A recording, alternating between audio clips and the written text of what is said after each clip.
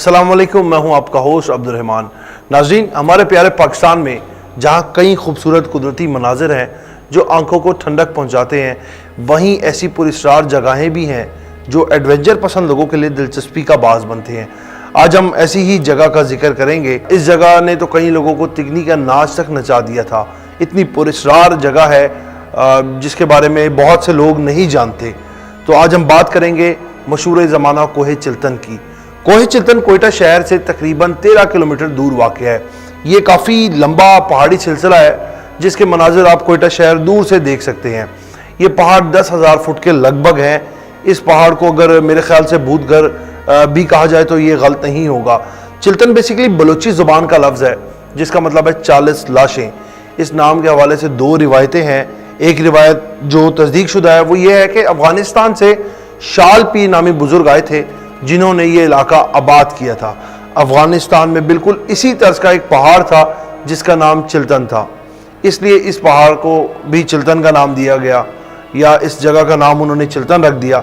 और दूसरी रिवायत वो ये है कि जिस पर मकामी लोग, वहाँ के रहने वाले बलूचिस्तान कम्युनिटी, जो बलोच कम्युनिटी वहाँ पर रहती है, वो रखते हैं।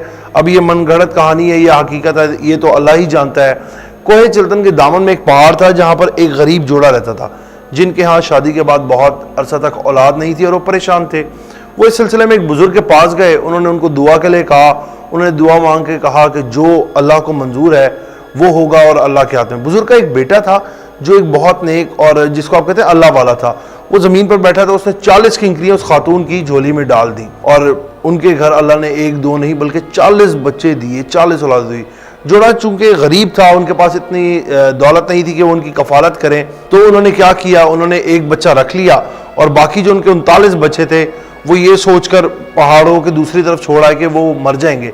लेकिन कुछ अरसे बाद जो माँ थी, आपको पता है माँ की तो ममता जाग जाती है, उसके दिल में आया कि मैं अपनी बाकी औलादों को तो देख के आऊँ, वो कहाँ मर गए होंगे।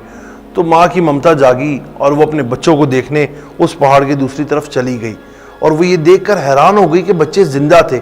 अब जब वो जोश में घबरा गई और घबरा के वो वापस अपने घर की तरफ भागी और अपने खाविंद को बुलाने के लिए, तो जो छोटे बेटे को वो अपने साथ लेकर गई थी वो उसको भी वहीं छोड़ आई।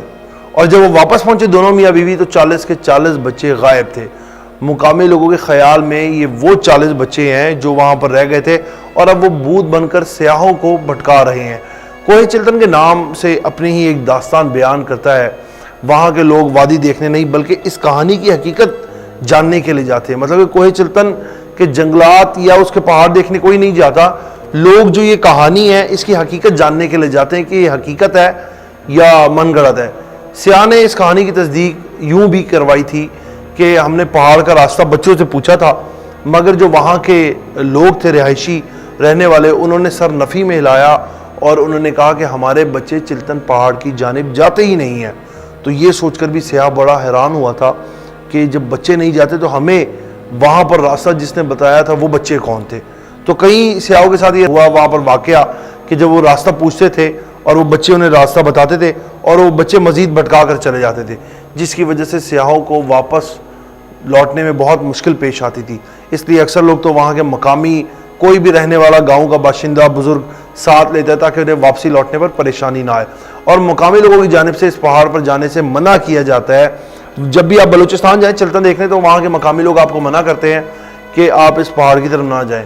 इस खूबसूरत पहाड़ पर खौफनाक आवाज़ें गूंजती हैं, साएँ चलते दिखाई देते हैं। इस बात की भी कई सियाहों ने तस्दीक की और इवन के तो मैंने भी खुद जाकर भी तस्दीक की कि वाकई इस तरह का वाक़या है या नहीं। तो जो वहाँ के रहने वाले लोग हैं रिहायशी, उनसे इस बात का पता लगा है कि ये बात सच है कि वहाँ पर चीखों की आवाज़ें गूंजती हैं और बहुत से बच्चे जैसे एक साथ शोर मचाते हैं, इस तरह भी अक्सर सुनाई देता है।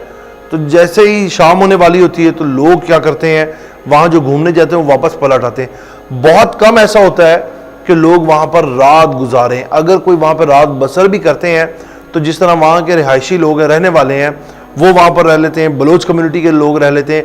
ये जिस तरह कोयटा से बिलोंग करने वाले बहुत कम लोग होते हैं जो वहाँ पर, आपको पता है आजकल बाहर लोग पहाड़ों में जाके बारबेक्यू करना, इस तरह अपनी जो है एहतमाम करते हैं, पार्टीज़ वगैरह जाके मनाते हैं। تو بہت کم لوگ جو کوہ چلتن میں جا کے اس طرح ایڈونچر کرتے ہیں، لیکن جن لوگوں کو پسند ہے، جن لوگوں کو شوق ہے، وہ جاتے بھی ہیں۔ لیکن بہت پر اسرار یہ پہاڑی سلسلہ ہے کوہ چلتن جس کو کہا جاتا ہے، لیکن یہ دیکھنے لائق بھی ہے، بہت خوبصورت مناظر ہیں کہ جب آپ وادی چلتن یا پہاڑ چلتن کے چڑھ کے آپ کوئٹہ شہر کی طرف نظر دوڑائیں نا تو رات کے وقت بہت خوبصورت منظر پیش ہوتے ہیں۔ خیر اسی کے ساتھ اپنے میزبان کو اجازت دیجیے گا، آپ سے پھر ملاقات ہوگی ایک نئی سٹوری ایک نئے ولاگ کے ساتھ، تب تک کے لیے اللہ نگہبان۔